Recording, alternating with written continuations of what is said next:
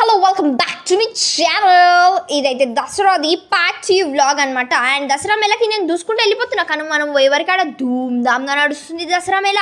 And last year Dasara vlog చూస్తే మీకు చెప్పినట్టున్నా నేను ఇట్లా మొక్కజొన్న కొర్ర ఇంటి మీద వేస్తే మంచిదనే నమ్మకం అనమాట.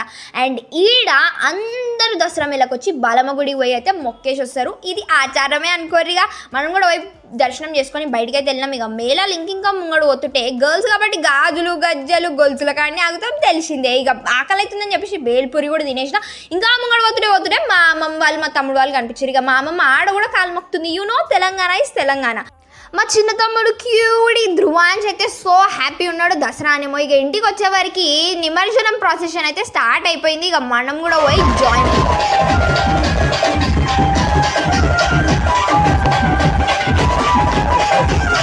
ఇగో నిమ్మలంగా చెప్తున్నా, సబ్స్క్రైబ్ చేసుకో, లేకుండా మంచిగా ఉండదు. అర్థమైంది.